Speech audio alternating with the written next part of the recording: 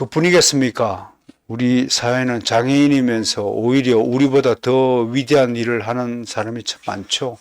역사적으로 외국의 헬런 켈러 너무 유명하잖아요. 맥로가 저술가이자 사회사업가이죠. 팔다리 없이 태어난 닉 부이치치, 요즘은 사지 없는 인생이라는 단체의 대표를 맡고 있죠.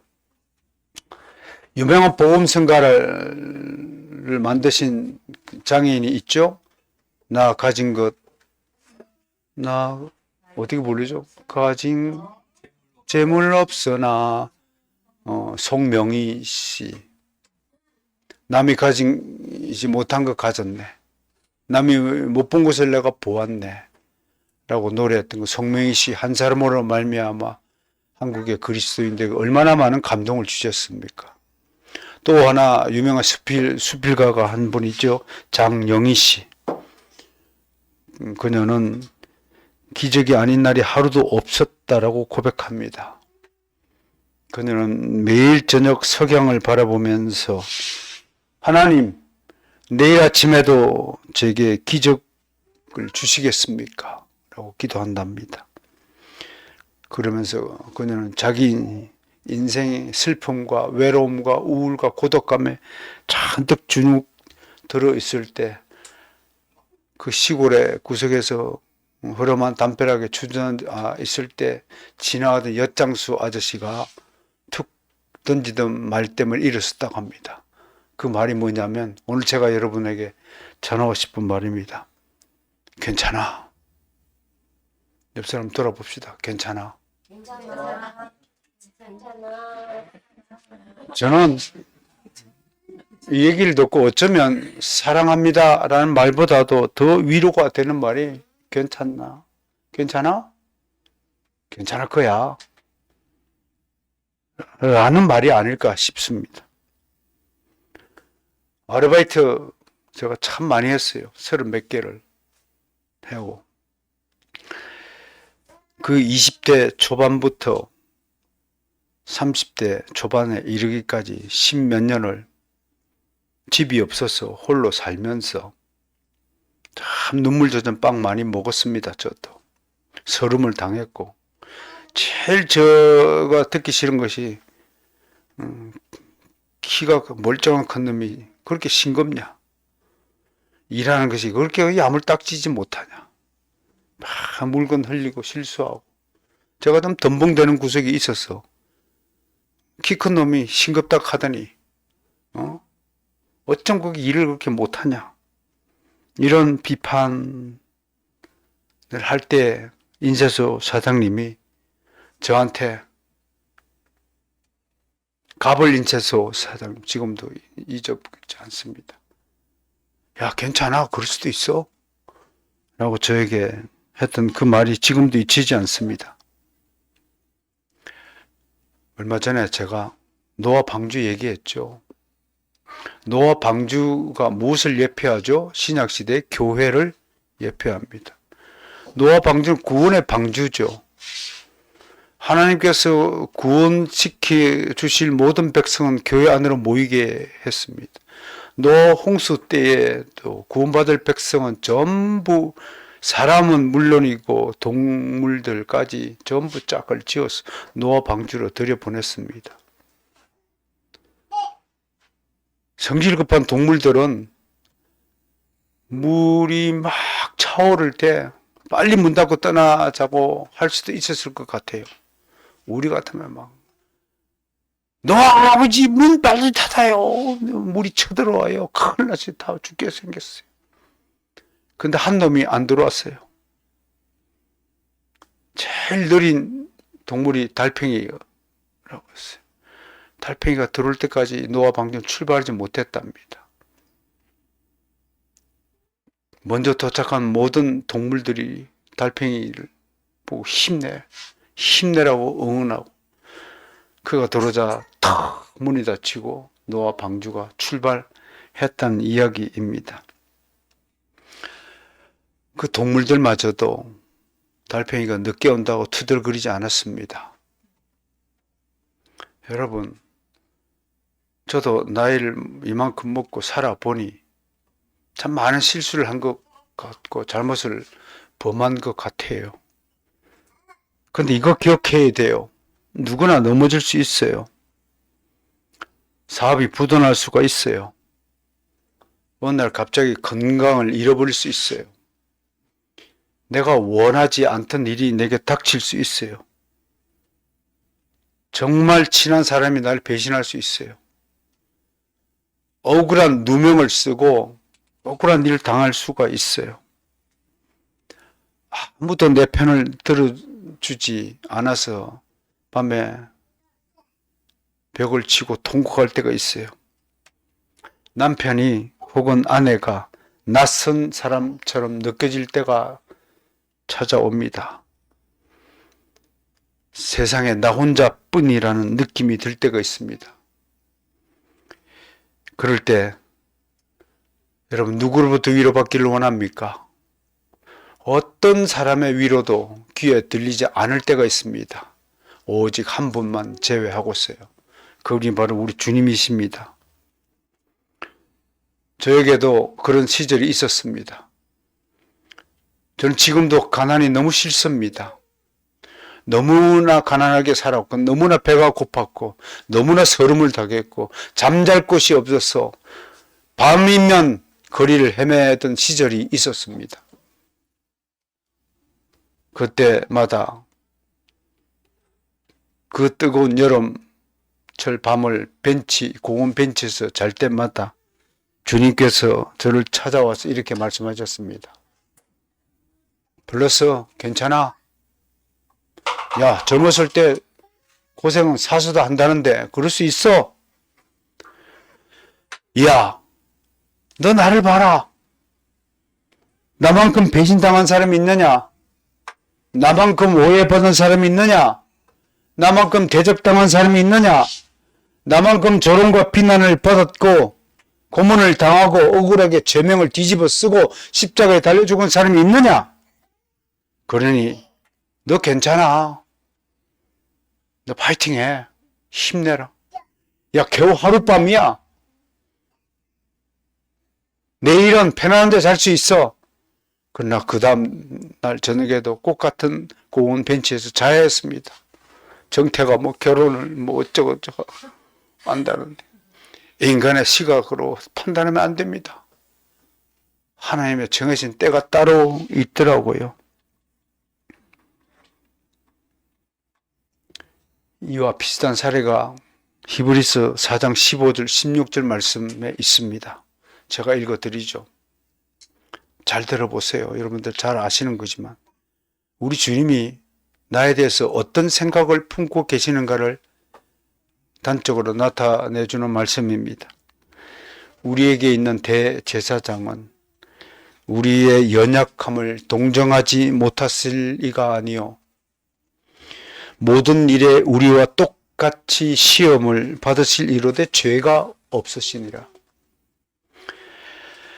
그러므로 우리는 긍휼하심을 받고 때를 따라 돕는 은혜를 얻기 위하여 은혜의 보좌 앞에 담대히 나아갈 것이니라.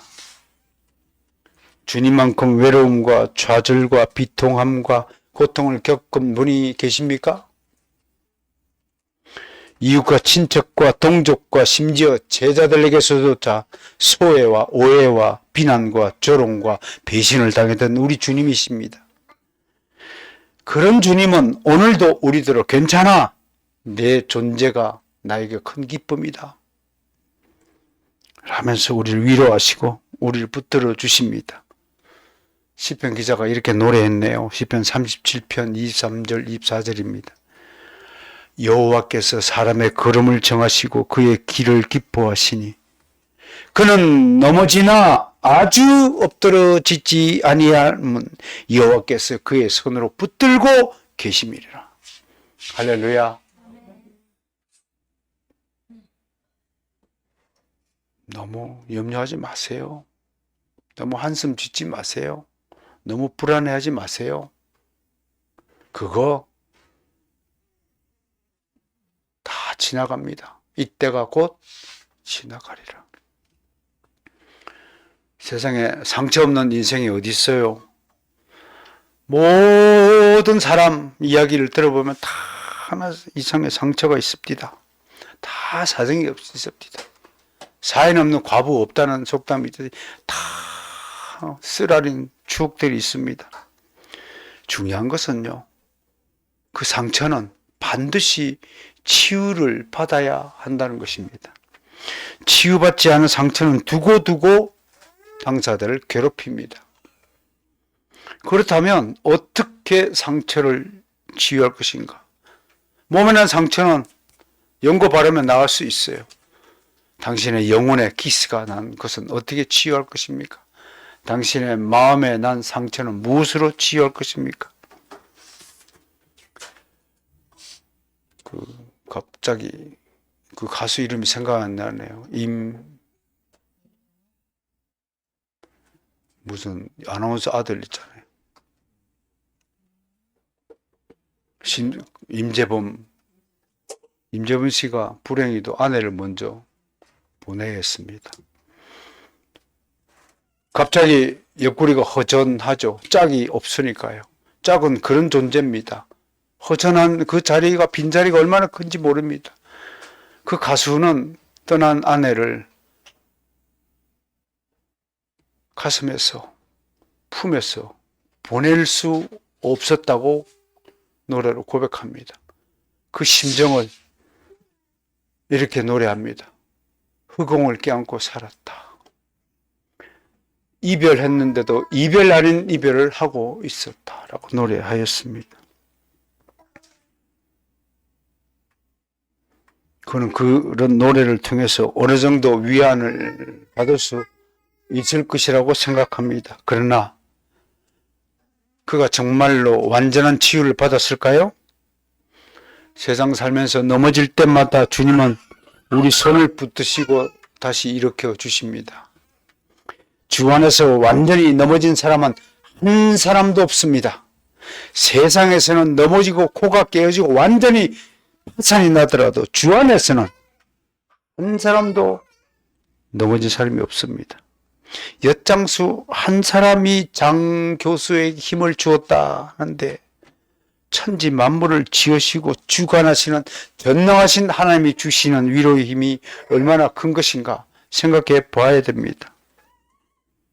신문에 제가 글을 달라서 매년 17인, 18인의 신학자들에게 물어서 올해를 어떻게 규정합니까? 제가 이 구절을 소개하면서 어떤 한 청년이 저에게 상담을 했습니다. 그 결과 느낌을 신문에 글을 실었습니다. 한 젊은이가 상실의 세계에 갇혔다라고 고백합니다. 그 세계가 어떤 세계냐?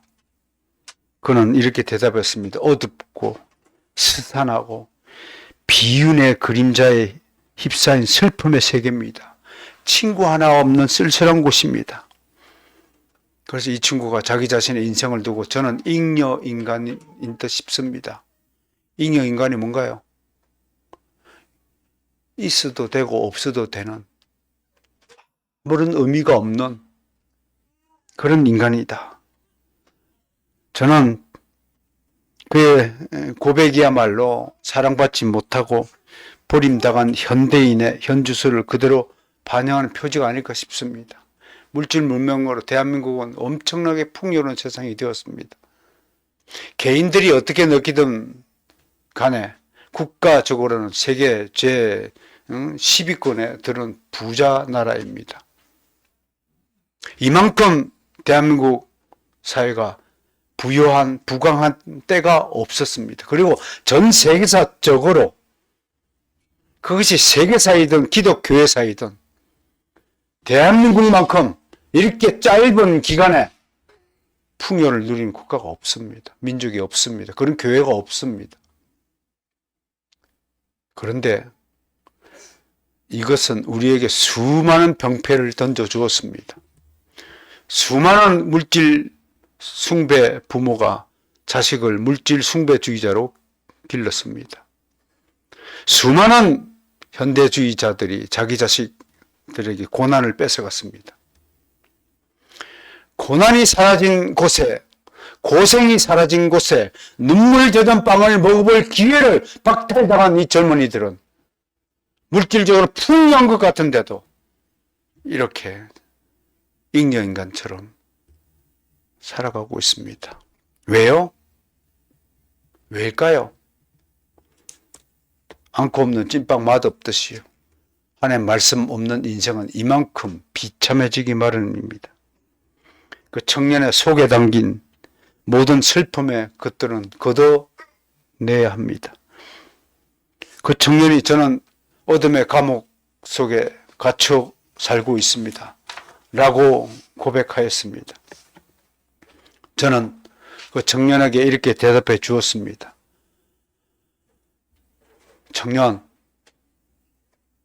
너 속에 있는 어둠의 것들이 치워져야 해. 먹구름이 모이면 폭우가 되고 슬픔이 고이면 비극이 되어 고여있는 것은 그 무게로 인해 반드시 휘청거리며 사고를 내는 법이다.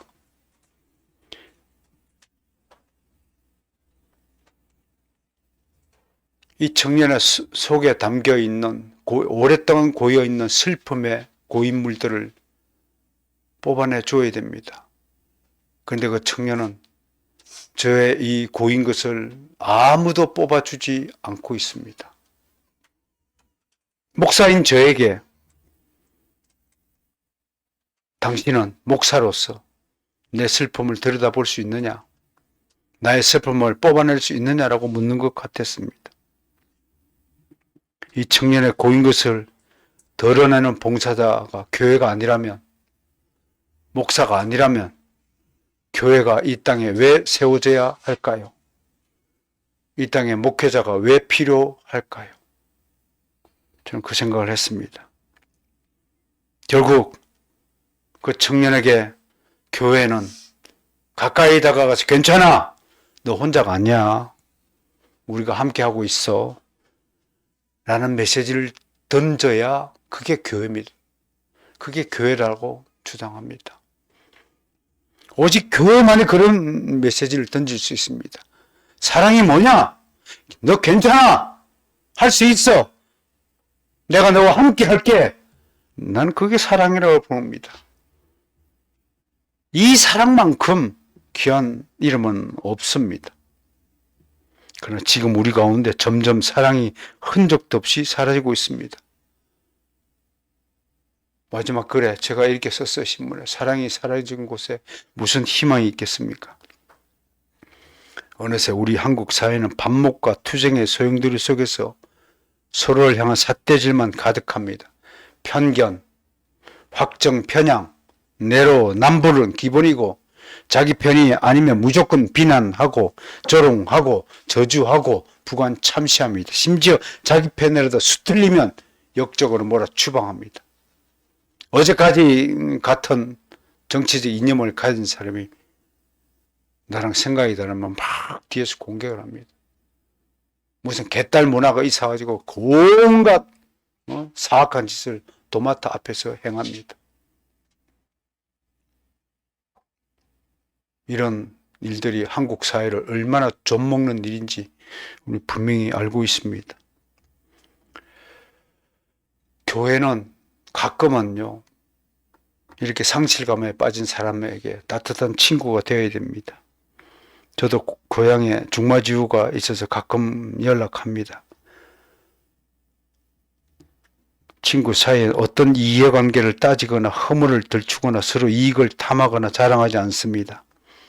나이가 들수록 서로 안부를 챙기고 인생 담론으로 서로 위로하고 격려합니다. 겨울철 따뜻한 아래목처럼 친구는 인생의 훈풍입니다. 그리고 저는 신문에 이렇게 썼습니다. 인생 성공 단신백이라 했습니다. 단 한 명의 스승, 10, 10명의 친구, 100, 100건의 책이면 인생 성공한 것이다 라는 말입니다. 저도 물론 비록 열은 채우지 못했지만 마치 요나단이 다윗을 사랑하듯이 어릴 때 친구 하나만 있어도 미소 짓는 얼굴이 되는 겁니다.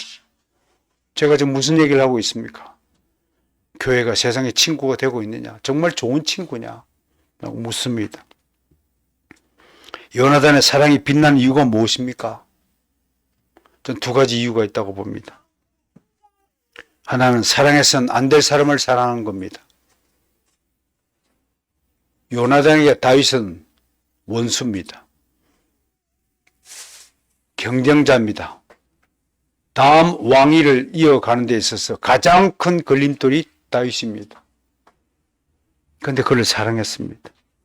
두 번째, 아버지 사울은 매일같이 다윗을 체포하고 죽이고 혈안이 되어 있습니다. 그런데 사랑할 수 없는 상황에서도 요나단이 다윗을 사랑한 것입니다. 교회가 바로 이런 사랑을 상실의 시대에 살아가는 수많은 우리 이웃들을 위해서 펼쳐야 되지 않을까요? 그 메시지를 한국 사회와 한국 교회에 던지는 것입니다. 다윗의 사랑은 또 어떤 것입니까? 사울과 요나단이 길보아 전투에서 전사했다는 소식을 듣자 그는 자리에서 벌떡 일어나서 슬피 울면서 노래합니다. 그리고 길앗 야베스에서 사울의 고향인 기스 땅까지 순식간에 달려와서 그 두 사람을 장사 지냅니다. 그리고 요나단의 유일하게 남은 아들 머비보셋, 다리를 저는 머비보셋을 다윗의 상에 매일같이 앉혀서 왕족으로 삼아서 그 아들을 끝까지 보필했다고 합니다. 오늘 다윗에 대한 요나단의 사랑이 그를 다시 맹세하게 했으니 이는 자기 생명을 사랑한 같이 그를 사랑함이었더라. 거꾸로 읽어 볼까요? 요나단에 대한 다윗의 사랑이 그의 맹세를 지키게 하였으니 다윗은 끝까지 요나단을 사랑하였더라 라는 말과 같은 의미로 읽혀져야 하는 것입니다. 다윗과 요나단의 사랑, 교회와 상실한 상태에 있는 우리 이웃들 비교하여서 좀 더 새해에는 우리 교회도 역량을 좀 키워서 이 험악하고 적막하고 비열한 세상 속에서 교회라도 좋은 친구가 되었으면 좋겠습니다. 새해는 한국 교회가 홀로 외딴섬에 갇혀 사는 이웃과 세상을 향해 진심으로 위로하고 함께하는 좋은 친구가 되기를 소망해 봅니다. 2023년 한 해 동안 수고하셨습니다. 같은 믿음과 같은 능력으로 새해에도 변치 않고 하나님과 이웃을 사랑하는 여러분이 되시기를 주의 이름으로 축복합니다. 아멘. 하나님